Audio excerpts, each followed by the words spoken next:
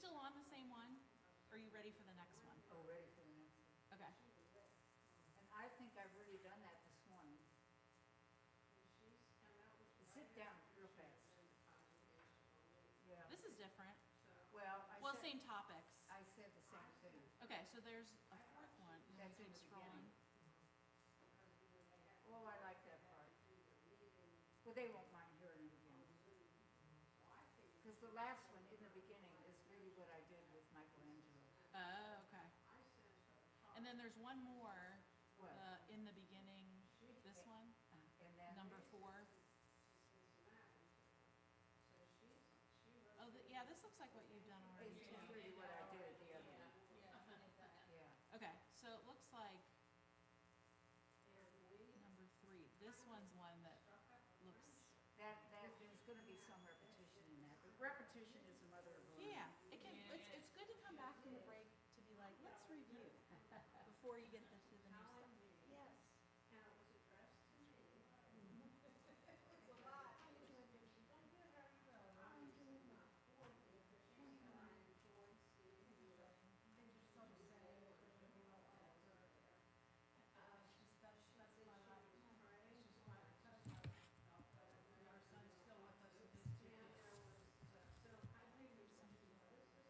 I'd like to put that in my little boot. Yeah, that's fine. No, no. That's good. Thank you. I may lose this.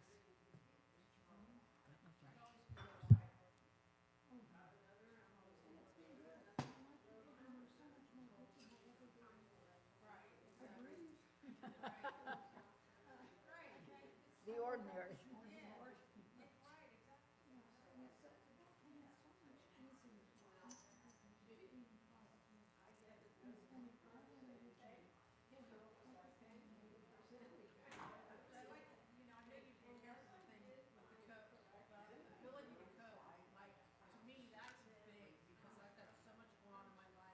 Oh.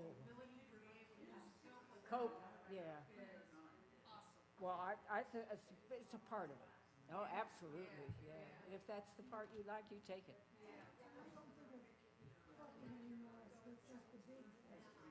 It's coping with suddenly if I stand up and his head Right, exactly, yeah.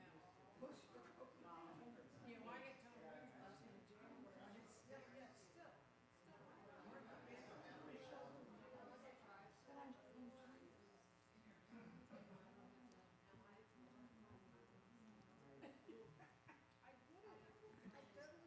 I got my eyes I done. mean, it's better than it was, but it's not what I thought it was gonna be.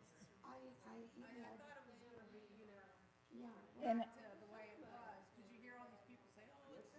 Oh, they're I should've did it a long time ago, and I'm thinking, that's what they told me about a hip. yeah. Kathy Harlan, from the very first time when she had the first one done, and I saw it in a meeting, and she didn't last the presentation 15 minutes, and she had to leave. She said, I cannot stand. She could not find a comfortable position. Yeah. And she said, and this knee, I guess it was this knee, was talking to this one saying, don't do it, don't do it. Yeah, right. She did. I mean, it's better now. Yeah, it's better than it was. It's still not. And it's, I don't think it's ever gonna be. Well, my big one was to get my cataracts taken care of. I got it done this summer, I was so happy. And then I read Carol's email. Oh, yeah. Carol Whitley. Because I even self-taught. I don't know, they didn't show me how, I loved my doctor. I mean, everything went so smoothly. But I thought, I wonder how they actually put that in there.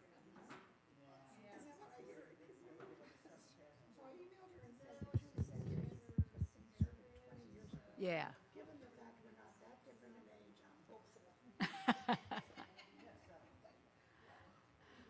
not one thing, it's another. No, don't get stressed about it. When it comes, it comes.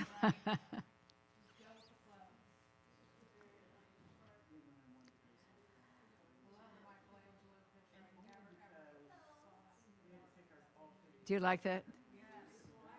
Just makes you feel differently about creation. Just puts another dimension in it. Should I start, or are we giving tardy slips? Here he is. Oh, thank you.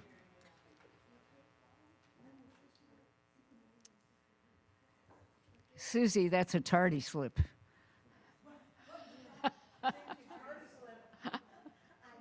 I had her in high school. And nothing's changed. Julianne.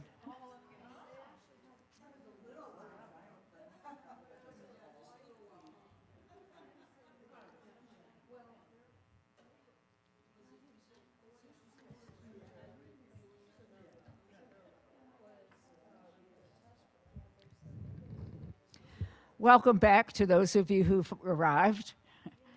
But I'd like to start because I'm going to have a 2 o'clock punctual, because you drive from distances, you know.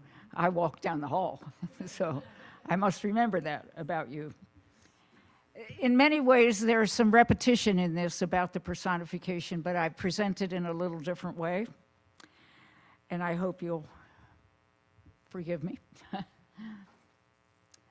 I started about the tripod of their religious foundation, but I didn't use pictures.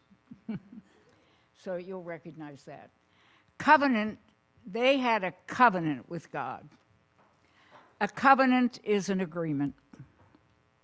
It's their way of talking about making an agreement with someone, so don't make it too fussed up. You know, if you live in an apartment, you sign a contract, or a home, whatever, all those things you do, and you sign contracts, that's a covenant. That's a covenant in biblical terms. They, and in the covenant, and this is where one little aspect of the Old Testament comes in that you probably do not like. For instance, in Jerusalem, in Palestine, when they were there as tribes, they would make covenants. Individual tribes would make a covenant with another big country. And for instance, Egypt. And Egypt says, I will, if anybody invades you, and they began to do that at the end, if anybody invades you, I will send military to help you. In return, you send us your wheat, your corn, whatever you're growing. So it's we'll do this and you do that. It's just an agreement. However, at the end of it, if you don't do this, these are the curses. And that's where that language comes from in the Old Testament. It comes out of covenant language. We're going to do this to you and this to you and this to you if you do not keep your covenant terms. And that's where the word curse comes in. It probably hits us as when you read it, but that's the origin of it. It's from their legal language. A curse. You're not keeping the covenant. So you experience a curse. So covenant is the way they meet God. They have a covenant. You know, God said, I'll give you the land and I'll give you and they in turn are going to do this. So many times we call the 10 Commandments the covenant. That's the agreement. This is how we're going to live, and this is how God's going to live. And there are repercussions if we don't do it. So that's where all that language comes from. It's just the way they have of making agreements with one another. So don't make it too foreign to yourself. It's a contract. It's an agreement. You do this, and I'll do that. And there are repercussions if you don't do it, and there are repercussions if I don't do it. So you see some of that curse language, but don't get too excited. That's the origin of it. But it's sort of, I find it repulsive. Until I feel better about it since I knew where it came from. Okay, so this is the way they relate to God. This is their covenant. The land, God promised the land. And what happens when they were exiled to Babylon? They lost the land. That was one of the three legs that supported their whole understanding of God, We have to appreciate how deep that was for them. You might say, well, you know, the land, you can get some more somewhere else. It's not the same. This land was promised by God, and Moses came over and claimed it. It's ours. And that's the same today. The king, we have a king, and I told you what the Babylonians did with the king. Put his eyes out. They're trying to end the progeny. And temple. And they destroyed Solomon's temple. Those three things were lost. And they felt their relationship with God had crumbled.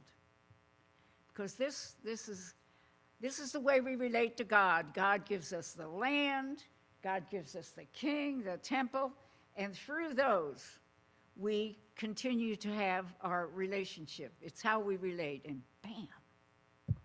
And that's what I call the dark night of the soul. And all of us experience that at some time in some shape or form, when you feel like how you understood your life, the pins of it sort of, a few of them dropped, and how you imagined it. You know, I don't want to describe that because every one of you has a different experience of it, but I'm quite sure we've all had the experience of, you know, where the earth underneath us begins to go like this until we get it, we reorient ourselves. And we usually, if you enter into the experience, come into much more deeply profound understandings of who you are. It sometimes comes at the expense of loss. So this tripod crumbles. And when you take the legs off, covenant's going to crumble. They didn't know who they were because their whole understanding of themselves was this covenant with God. And in that environment, that's why wisdom rose. She was always there, but her importance became, it filled the vacuum, filled the loss. So the king's son was killed, no future. The temple was destroyed, and they were forced into exile. So they lost the three things that supported them, and deeply. Deep sense of loss. And we call that in the Christian tradition, I have to get turned around here, the dark night of the soul. And it's not for the canonized saints who talk about it. I think it's the purview of every Christian. At some point in their life, a darkness comes. You're disoriented. What's happening here? You know, I always have this, and this. Maybe the whole thing doesn't collapse, but significant parts of it might. And you do have that sense of loss.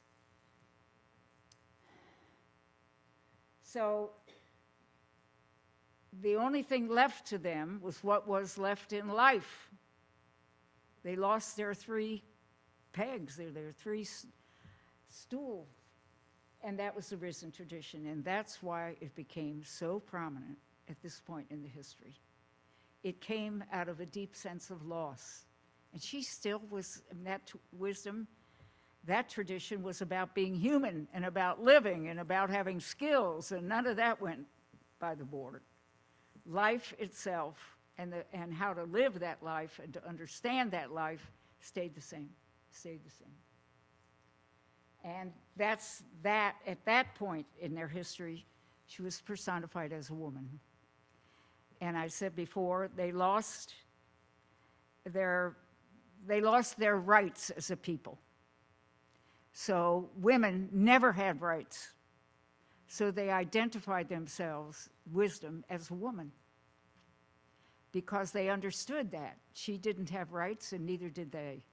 So we think, now they don't give any footnotes about this, but it's the common understanding of scripture scholars that that's what enabled that to happen. That she got personified as a woman. Because they also lost all their rights. And probably for the first time in the history of Israel, they understood not having rights, which is pretty significant. And so they turned to what was in their tradition that didn't have rights. So the patriarchal culture, I think I mentioned this morning, they often pray for the widow and the orphan. They have no rights. The widow had it through her son, through her husband, and the orphan had it through her father. So that tells you what happens, why they identified themselves as a woman. Because as a people, they lost their rights. So in some places in the Old Testament, you shall not mistreat any widow or fatherless child. It's another way of talking for the widow and orphan.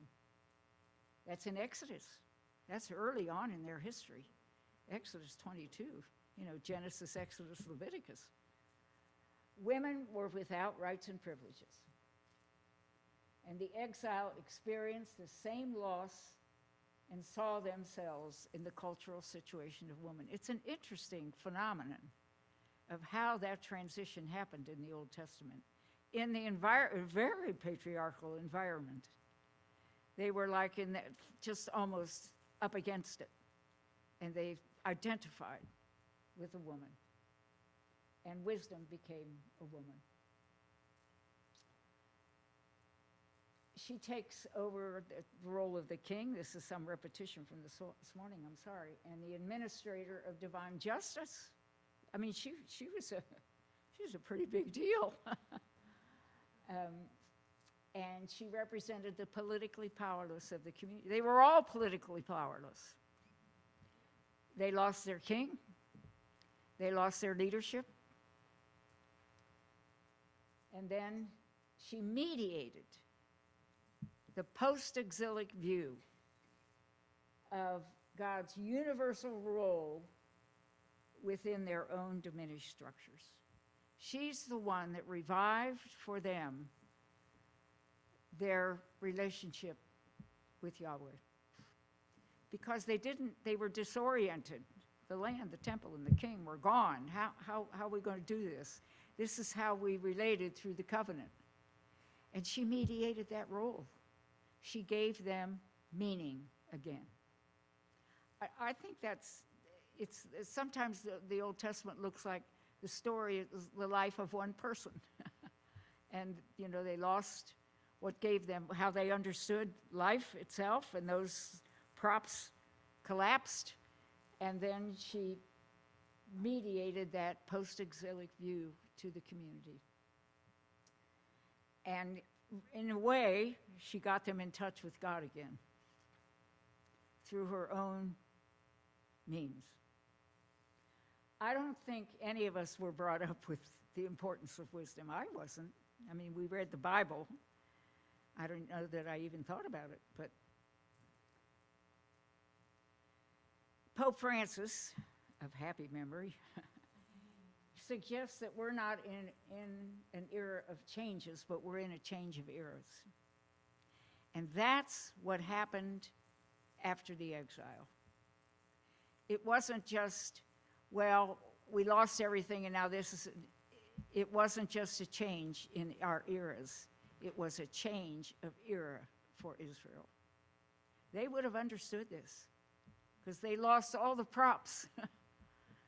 And wisdom created a new era and put them back in touch with their traditions. So how the Jews responded to their exile was a radical change of Judaism. It's interesting I'm going to finish that. When they returned from the exile, they were very, temple was the center, and they'd have these big festivals, Passover festival, several festivals a year, and they all, as many as could, and Jesus, Mary, and Joseph did this. We know that. Jesus got a little waylaid and got his mother all riled up.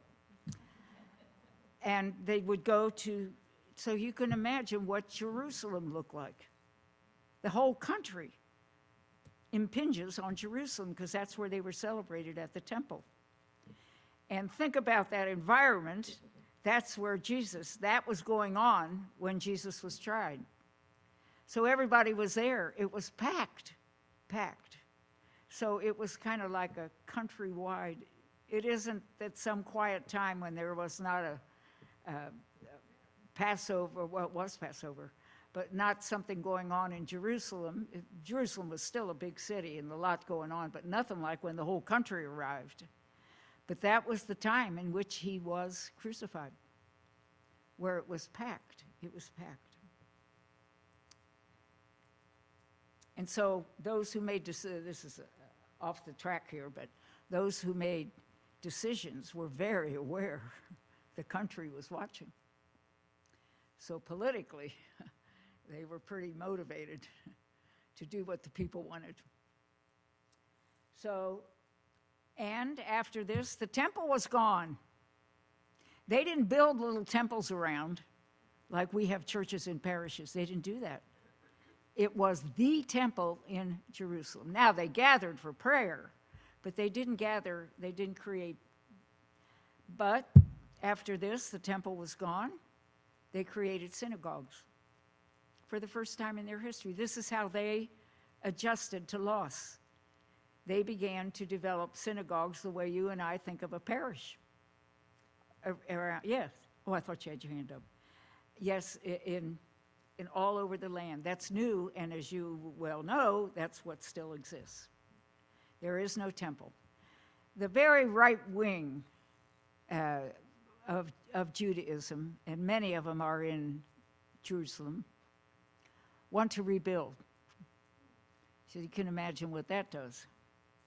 And they're not allowed to go up this Temple Mount that I described. It's really on quite a hill, and that's where the Al-Aqsa, the Muslims have built their big mosque. On top of this, where the temple used to be, got the feeling? So there's a lot of tension in that. You're on our holy land where we have that, well, this is ours now. And Jews are not allowed to go up, Orthodox Jews, because it's not clear exactly where the temple was situated. They don't have the boundaries of it. And they might be walking on the space where the Holy of Holies was, unaware. So they're not allowed to go up. Now, I went up. I wasn't too worried about where I was tromping. It's very big, and lots of people go up, lots of people. And they take their shoes off before they go into the mosque. There's a sacredness about it. It's not a... People are whispering and talking in low tones. The whole thing is a sacred experience because so much has happened on that mount, beginning with the temple and the destruction of the temple and now the Muslims. So you got the feeling? That's a very deep sense of resentment there, especially with the Orthodox Jews who are not allowed to go up on the temple itself. So since they didn't have a temple, they substituted synagogues. And there was no animal sacrifice. They sacrificed animals in the temple. Well, you remember Joseph and Mary came with their little birds, and those got offered up when Jesus went up. There's always some animal. For bigger sacrifices, they have big animals, or lamb, certainly, sheep. But I can't imagine what that was like. They'd slaughter this animal and the blood would run around the altar. Anyway, so because they no longer did that, they put their energies into the study and teaching of Torah. And that goes on to this very day. You certainly have seen pictures of these young Jewish men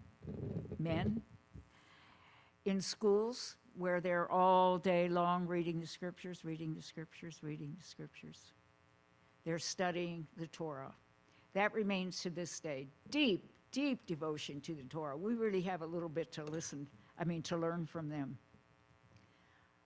When those scrolls, the original Old Testament was on scrolls, just big, long parchment sheets. And as they read them, they tightened one roll and loosened the other, and tightened one and loosened the other.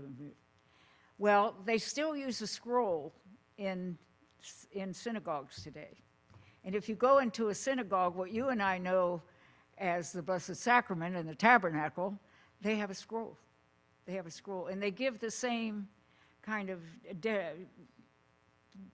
obeisance to it, or it's sacred to them. They would acknowledge the scroll because it is central to their life.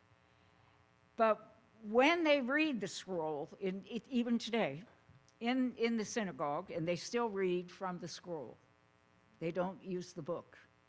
They have the book. Each personally has a book, but they never use it in the synagogue. They use scrolls. They never touch the printed side of the scroll, never. And they have a long silver handle, and on the end of it is a little hand with a finger going out. It's silver. And the person that reads takes this little thing and goes along like this. But they don't dare touch it with their own finger. They use that little. And that goes on today. They have enormous respect for the scroll. We got something to learn from them. They would never, ever put their Bible on the floor. Never. You know, you're sitting there and you're busy and this is crowded and you put it down. They would never do that. Never do that. Even the book that they have, the Torah, they give great respect to it because it became so central to their life. So we have a lot to learn from them. So no more animal sacrifices, and they put all that energy into the study of the Torah. And they got a new class of clergy. They got the rabbis. That was new. Had to be somebody that took care of the synagogues, and so they developed a whole new class. Someday we're going to have women. It happens. This is an enormous change for them. And this is the first time they were known as Jews. They were from Judah, and that's how that name stuck. Jews. They never were called that before. So this is that they got a new name. So we don't know in our own era when these changes take place what might be adapted and what new language would come in. It's the way of history. I find it rather comforting to see what they went through, and they have survived with pretty much strength they have. So the new Israel is still covenant. That's fundamental to them. This is how we relate to God. But we relate to God in a new way. Torah, synagogue, rabbi. No kings, no temple, and the Torah. And even the Torah, it's a long history on how it got put together.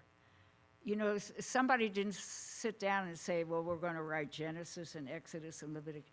All those scrolls were developed separately by scholars at different times in their history. It was after the Babylonian exile when they came back. I think it seems clear to me why they would do this. We got to gather ourselves again. We got to find the pieces and put ourselves together. And one thing that this is post-exilic, they started to gather all the scrolls and put them together. And different groups put different scrolls together, and finally they came up with the first 5 books. And then, so they put the scroll on Genesis and on Exodus. So those got pieced together. You can't read the Old Testament like a book, a novel. You know, this is chapter 1 and chapter 2 and next and next. There is some continuity, and I don't want to deny that. But it wasn't written that way. They were written very separately. And I have to add this little insight. There's a wonderful scholar. He was at the University of, wasn't Chicago, it was on the East Coast. But anyway, he says that he believes that one of the Genesis, Exodus, Leviticus, Numbers, he thinks some of the scrolls at the time of David, that writer, he lived probably in the palace. These were huge. David built and built, and Solomon built and built and built. Solomon built the country from the south to the north. He built fortified cities. He just made it, he put it on the map. But this scholar thinks that one of the writers of the scroll lived during the time of David, and she knew the history of the kings and what was going on in the palace, and he thinks she wrote a scroll. So he thinks, he's Jewish. He thinks that's one of the contributions to the Bible, was one of those scrolls, and he's quite convinced. He's written quite a convincing article on why he thinks it's the way she talks and how she talks about some things in different manners. So I always think that's interesting, that, you try to pick up all these little passages, but this was a complete translation of, that's how they coped with the loss of everything. And I think that's a lesson for all of us, in that personally, when we experience a lot of loss, there's another way to think about it. There's another way to be. Or also for the church. For the church. I don't want to get into politics. Let's leave it at the church. But I think that's comforting, how they, as a people, made that translation from complete loss. And wisdom was the one that helped mediate this, and this became their new foundation, but they never lost the primary thought of covenant. But how are we going to do that covenant? It's a radical change. So I think there's a lot to learn in this tradition, in our own lives and in lives of the church. I don't think we should think, how it once was. If something gets changed, it's going to collapse. Maybe because that something began to collapse, that they need to think another way to do it. It's sometimes scary because we know we're so comfortable with some things. We grew up with them. And then, oh no. The analogy would be when we changed habits and began to look like this. Oh! I mean, everybody thought it was, no, I shouldn't say that. Some thought it was a good idea. But it felt so funny. And I was teaching at the time. I was a principal. And I remember I felt like every student in that school was staring at me. They probably didn't give a hip, but I was very uncomfortable. And they thought I had changed. That's just my habit, honey. You still have to be on time. Now, this is new material. The country in this world that has been dedicated to wisdom for centuries is Russia. Is that not amazing? Yeah. Russia.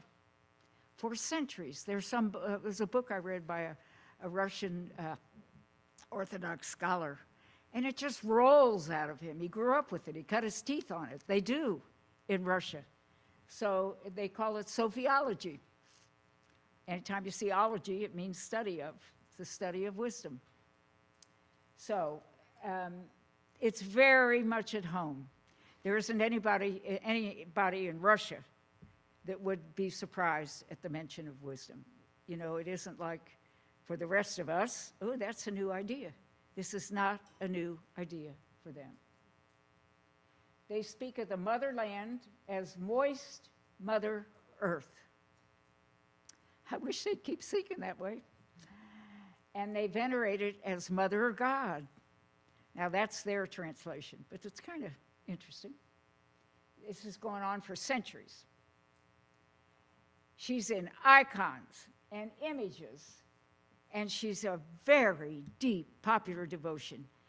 she is in the Orthodox tradition in Russia, kind of like Mary is in ours. She's that central. They have deep devotion to Sophia.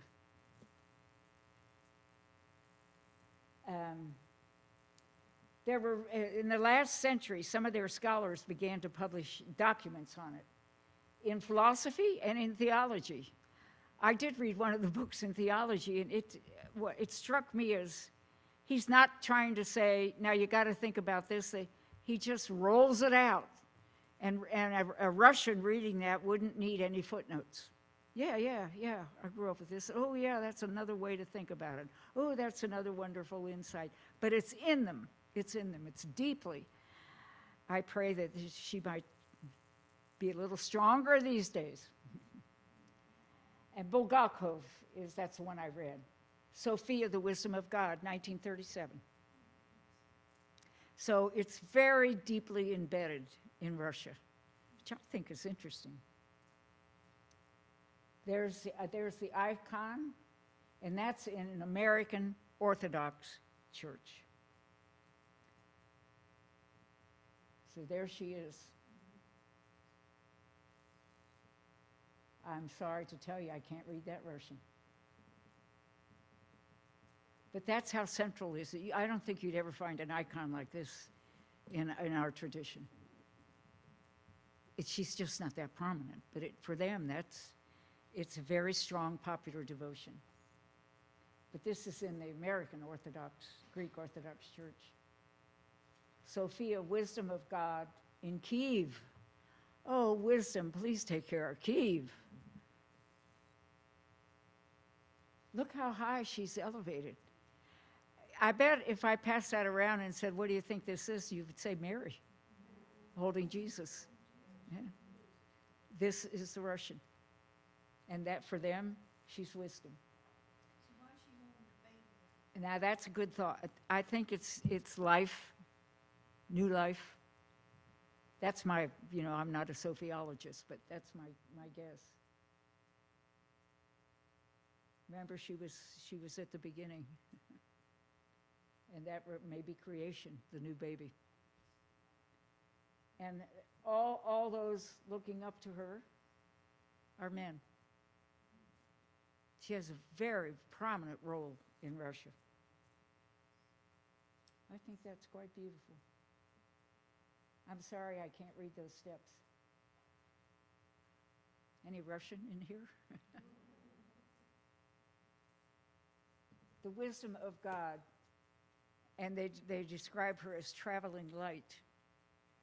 That's a nice way to think of wisdom. She's all around us. And so they say she travels like light. So she's got wings, and those wings are lit. They're light. I'm sure a Russian sophiologist could wax eloquent on this. And I can only show it to you and give you as one of their icons.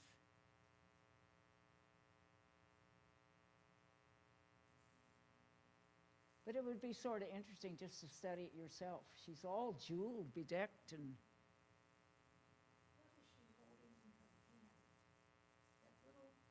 I think that the edge of that necklace she's got just at the edge. I think it's just over the end of that necklace cross. Oh, that's that semicircle? I don't know. I'm reluctant to show this because I know so little about it, but there you are. So, you have a little time left. Questions, comments? Yes. Yes. I'm coming. I'm glad you brought that up. I want to say something else about it. When you talk about the scrolls, and the scrolls are venerated, similar to when we pass a tabernacle. Now, I'm thinking scrolls, are they replicated to go to all the different synagogues? Absolutely. Okay. They have people dedicated to copying scrolls. But I want to tell you something else about these scrolls. I forgot. They're going to wear out over, decades and decades of use. they're going to begin to wear out. So there's a little room in each synagogue. It's very small. You might think of it as a cupboard, but they call it a geniza. And they do not destroy scrolls. Never, never destroy a scroll. And they put them in the geniza. It's like a little burial plot. They don't bury them, but they just store them in the geniza because you don't destroy a scroll. So they have those little rooms in every synagogue where they store the ones that are no longer usable. That's the kind of respect that they have. But I want to tell you the good side of this. In many of the archaeological digs throughout the century, scholars have come upon genizas full of scrolls. They touched them. Oh, they were so excited. Because, the scrolls of Genesis differ. And when they were doing the translation, they tried to compare some words that were a little blurred, and it also so these were just wonderful. And when the Romans came to Israel and took over, that was brutal. They massacred people. The people ran down south up to where there was a plateau. It was along the Dead Sea, but there was a plateau above it. Now, when Herod was in charge, no water down there. We're desert, and the Dead Sea is salty. I went in the Dead Sea once, and I'm telling you, you float like a cork because it's salty, and you do not play with that water. It's salty. It's like throwing salt water in somebody's eyes. But the Jews use it for health reasons. They go down and they have lots of little, like almost a bathing colony, and you could get in there and get undressed, and you go in. And many of them say prayers. Some of them don't. They just go down for the healing because they're very salty. And they have a lot of minerals in them. And they're sources of healing. And that, as you sit here, there are Jews in the Dead Sea. I went down and I went in and went out. And some lady came up and said, "Can I take your picture?" And I thought, oh, God. But I'm not telling you who I am. Yes, you can have the picture. But that became a very sacred spot for them, that healing. I'm off the track here. Where was I going? The Dead Sea. Up above the Dead Sea is a big cliff, and it's quite large. It's quite large. Herod, he was such a something. He decided he's going to make a swimming pool down there, and he built palaces and homes and desert, no water. So he built an aqueduct out of Jerusalem and sent it down. He was a bit extreme, to say the least. And there were 3 kind of steps down, and one of them was a swimming pool. Well, when the Romans invaded Jerusalem, they all rushed down along the Dead Sea and tried to, get some. And also, this is important, the military, while they still had a military, and to this day, the military of Israel goes down there to make their first commitment in the military. They go up to the top of this. So it has a long, long history. But imagine putting a swimming pool down there next to the beach, next to the Dead Sea, where you could only go in for healing. I studied over there for a while, and I lived with the Jesuits, and there was a young priest, Loic, Giquel de Touche. He was from France. And Loic decided one day, he's a young man, that he was going to walk up to Samaria and back again to know what it was like for Jesus. I'll go for it, Loic. So he did. He went up and he came back with feet like this and full of blisters. He could hardly walk.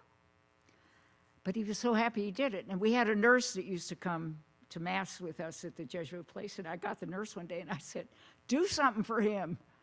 And she said, go to the Dead Sea. And he did. So that it's just so current in their vocabulary. It kind of surprised me. You know, the Dead Sea was old history for me. It's someplace in the New Testament. And to see how current it is in their thinking and how they use it and how prevalent it is. I think I'm way off the subject. Any other questions?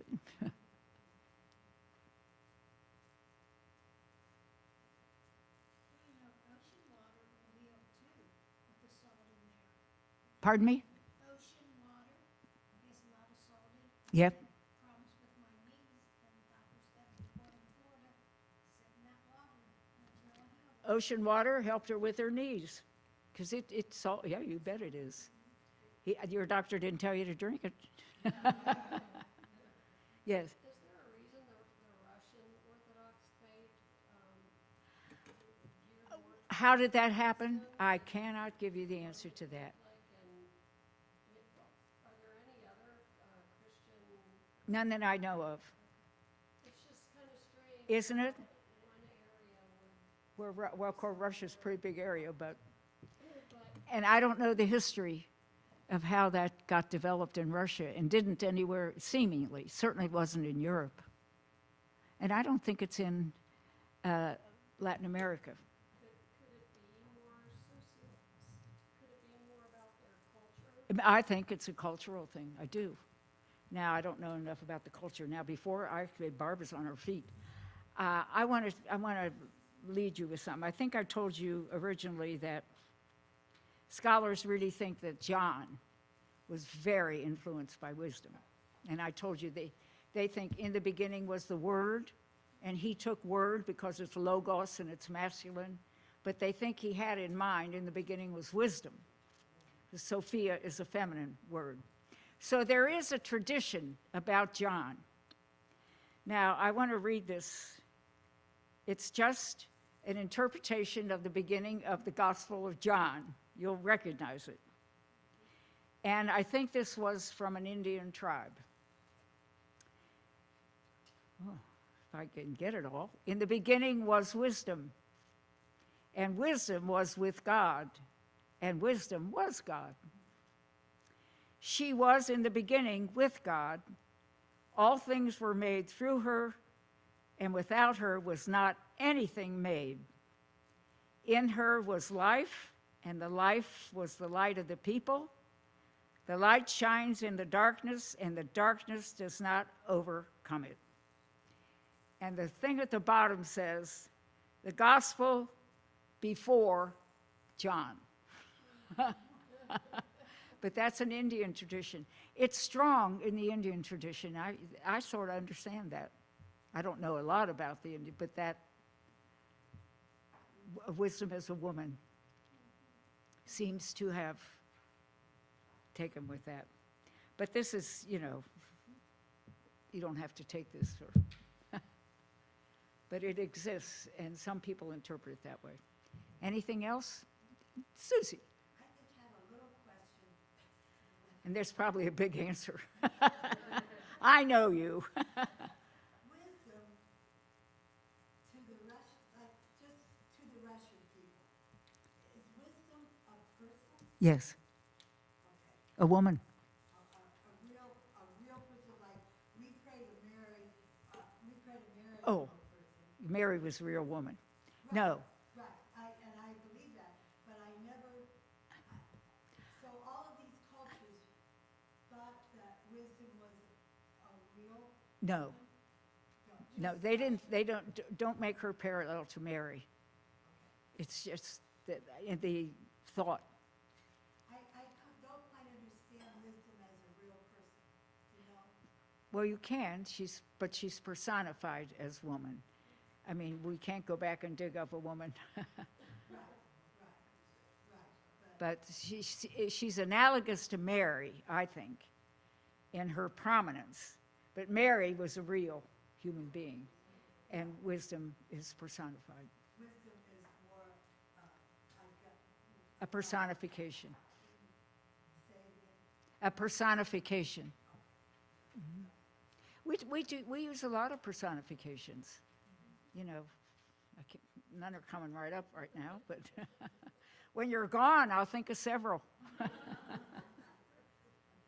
Anything? Yeah. I would just like to comment that, what all you presented today was enormous, and that, all this history, understanding what we've been through, Yeah. and what we're going through now, it does give, more, I think, It gives you perspective. yes, definitely that, this, all this change and everything does bring about even stronger growth and, that it does, force the uncomfortable change. Yeah. And the reason why we have the Torah, or what you and I call the Old Testament, is because of the crisis. When they came back after the exile, they said, we got to get ourselves together here. I mean, we've been shattered. So they went around and collected the scrolls and made it into one. I've often wondered if that would have happened had everything gone all right. So sometimes those crises, yeah, You used to say at work, it takes a breakdown to get a breakthrough. a breakdown to get a breakthrough. That's a very good summary. Yeah. My hesitation, go ahead. No, you're better than me. I'm sorry, I missed this morning, but I really would like to learn more. Are there any kind of basic books that you would recommend? Oh, yeah. There are textbooks about wisdom. I think I'd start there. I could gather them there. They're not coming out of the top yet, but I have pretty many of those. Consider the Holy Spirit a personification? Pardon me? The Holy Spirit The Holy Spirit? personification? Yeah, it's personification of the Holy Spirit. If you're interested in that, I would suggest She Who Is. That's when she talks about the Trinity in terms of wisdom. She is Elizabeth Johnson. She Who Is. And that's a description. There are others, and I'll send them to Barb. They're way down. I haven't done this for a while. Susie? So you think Pope Francis is saying that we are entering a new era? Era. And that we keep, I think that the church, That's all right. You think it, say it. in my opinion, is in collapse in a way. Mhm. A lot of the church is in collapse. And has lost a lot of things that I value. And if that is true, if we're in a new era, then maybe something good is going to come out of this. Is that what you're kind of saying there? Yeah. Breakdown, breakthrough. Is that what Pope Francis? Yeah, I think that's what he's talking about. You don't change an era by turning a page. That's traumatic. It's a little bit like what they experienced after the exile. And things they treasured and were the meaning of their life were gone. That's really traumatic. And then this whole new thing was born. And I think Pope Francis was trying to tell us that we're entering into a new era. And, fasten your seatbelts, so to say. He would not do that. He might, yeah. First of all, I want to thank you for such rich content. It was Thank you. very, very thought-provoking. I'm wondering if it's possible to have maybe a continuing kind of thing like this, quarterly or something like that, where we can continue learning. I'm not 20, in case you didn't notice. Well, let me give some thought to that. Yeah, thank you. Thank you for your vote of confidence. Now, Barb, don't call me tomorrow. Yes. Oh, bye to you. I just got a kiss. from the back row, and usually those are the ones that act up. Okay, thank you. Oh, you are so attentive. I'm sort of, yeah, I'm preaching to the choir. You know this, you're living it. But maybe it puts it in a different context. And if that helps, God be with you. Okay.